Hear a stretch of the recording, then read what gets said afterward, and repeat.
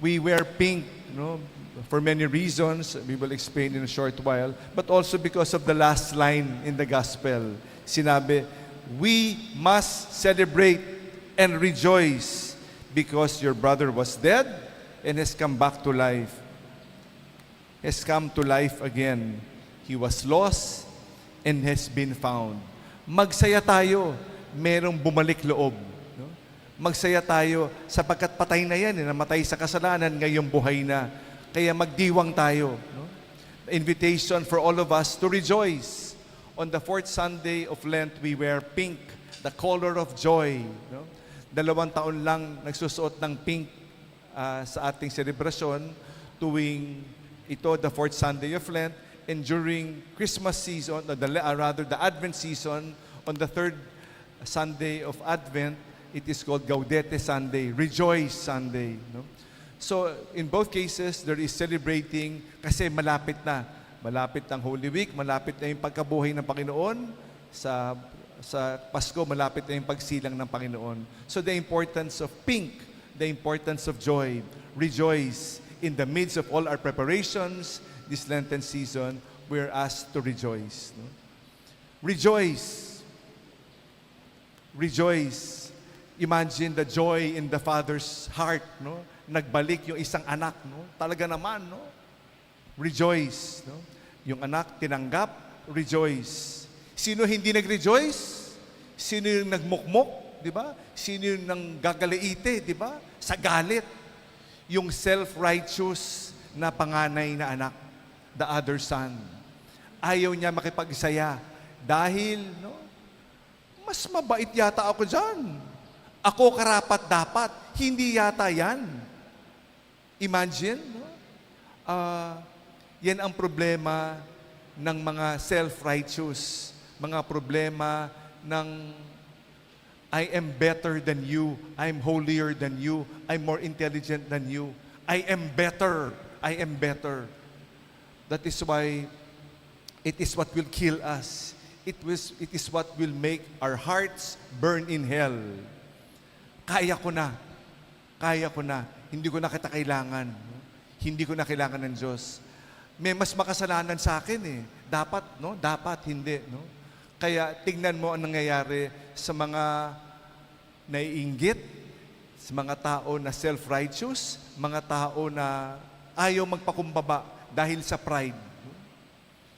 Ganito ang mangyayari sa atin. No? We will be like the elder son. Galit na galit. No? Galit na galit. No? Kaya we rejoice for those people nagbabalik loob, humihingi ng tawad. No? But I will like to invite you, I will like to bring you back to this beautiful scene. No? Meron ibang nagsasabi, mawala na lahat. May mga theologians nagsasabi, mawala na lahat ang Biblia, wag lang mawala itong chapter 15 na ito.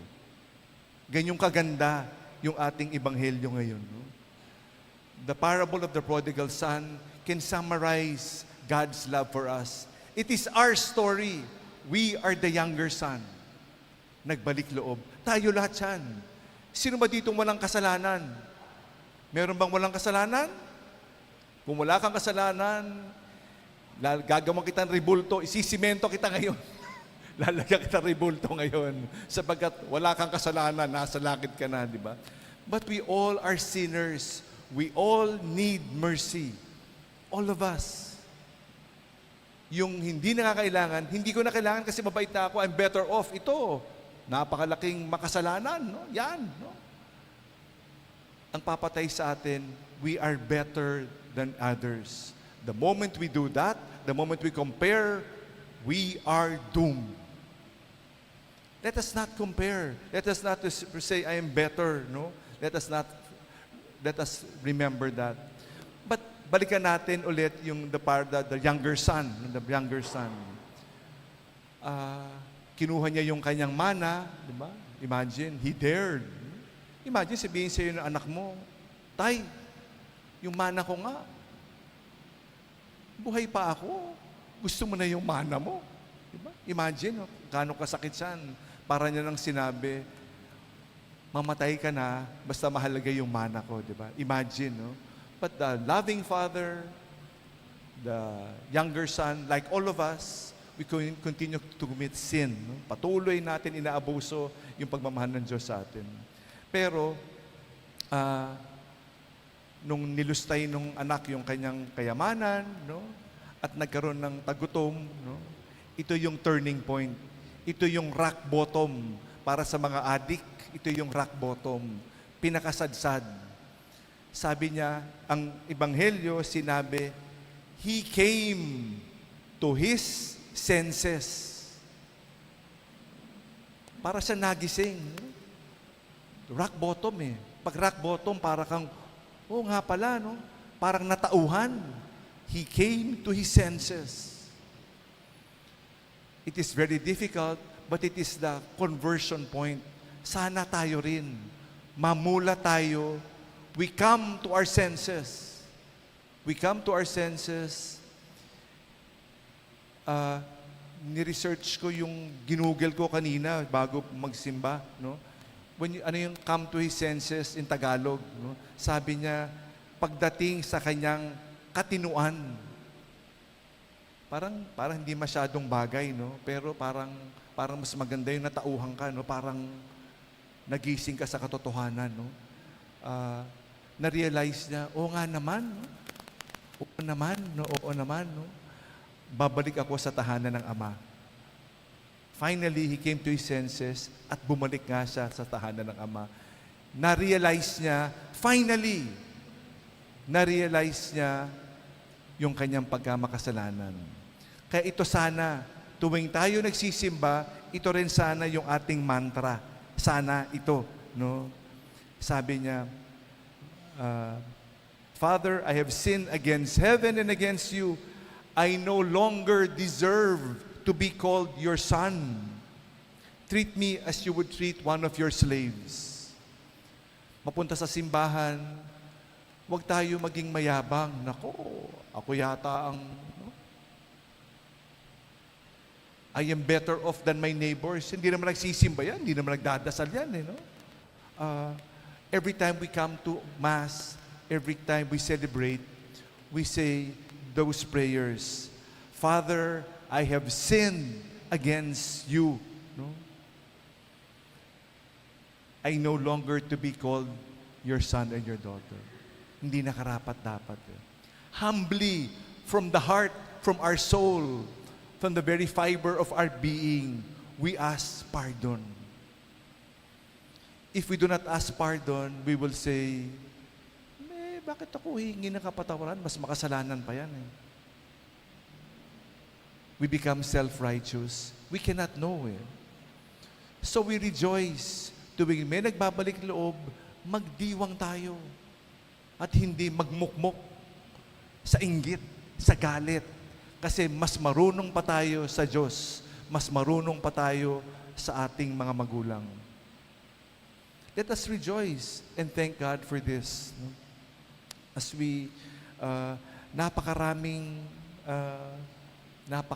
punto na pwedeng pagnilayan sa napakagandang ebanghelyo natin ngayon eh. Pero we will try to do so next time, no?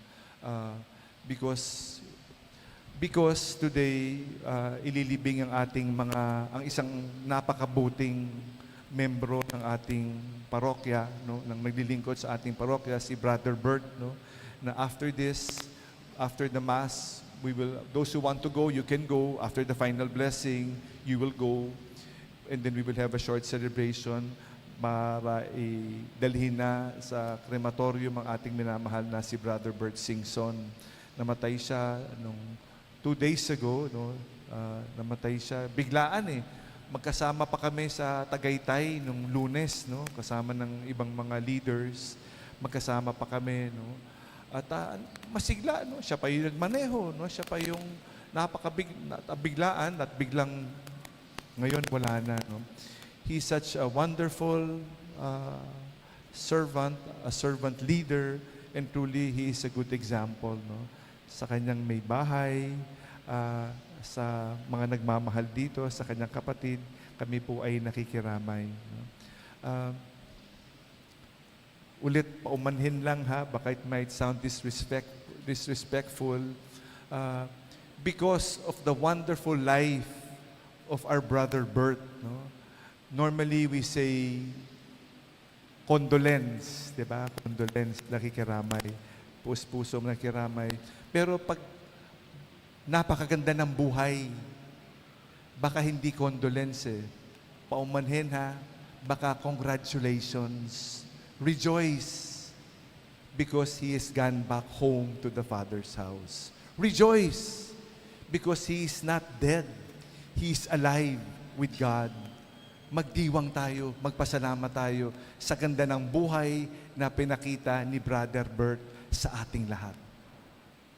Maraming mga Eucharistic ministers siya in charge ng mga Eucharistic ministers. Siya rin yung in charge ng PPCRV. Eleksyon. Imagine, dalawa ang kanyang pinanumunuan. Ano? Kaya para sa eleksyon, no? Para sa mga sa darating na eleksyon, dahil sa magandang halimbawa, sana matauhan tayo. We come to our senses. Hoy! Tama na! Tama na yung dynasty. Ilang pamilya na meron, di ba? Ilang apelyido na ang kameron. Pero patuloy pa rin tayo. Binoboto natin, kamag-anak. No? Tama na yung korupsyon. Patuloy pa rin tayo. Sana, no? Sana we allow the truth to come out. Sana mamula tayo. We come to our senses. We come to our senses. He offered his life of service, si Brother Bert. No? We pray, no? We pray. We pray and thank God for Brother Bert in our lives. He is Alberto Singson. We thank God for his presence in our lives, his service, his beautiful witnessing.